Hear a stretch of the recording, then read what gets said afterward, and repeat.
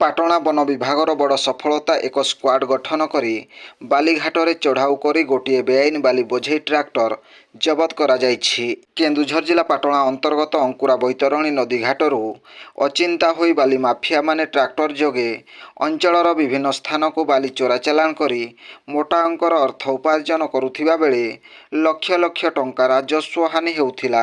ଏହାକୁ ଦୃଷ୍ଟିରେ ରଖି ଶୁଭ ସମୟ ସୁଯୋଗ ଅପେକ୍ଷାରେ ଥିବା ପାଟଣା ବନ ବିଭାଗକୁ ମିଳିଛି ଆଜି ବଡ଼ ସଫଳତା। ସୂଚନା ଅନୁଯାୟୀ ପାଟଣା ବନାଞ୍ଚଳ ଅଧୀନ ଅଙ୍କୁରା ବୈତରଣୀ ନଦୀ ଘାଟରେ ଟ୍ରାକ୍ଟରରେ ବାଲି ବୋଝେଇ ହେଉଥିବା ସମୟରେ କୌଣସି ସୂତ୍ରରୁ ଖବର ପାଇ ପାଟଣା ବନାଞ୍ଚଳ ଅଧିକାରୀ ବନବିହାରୀ ସର୍ଦ୍ଦାର, ପାଟଣା ବନପାଳ ନିରଞ୍ଜନ ସେଠୀ, ଚିତ୍ତରଞ୍ଜନ ପରିଡ଼ା ଓ ପାରାସ୍କ୍ୱାଡ୍ ପ୍ରମୁଖ ଏହି ଚଢ଼ାଉରେ ସାମିଲ ଥିଲେ।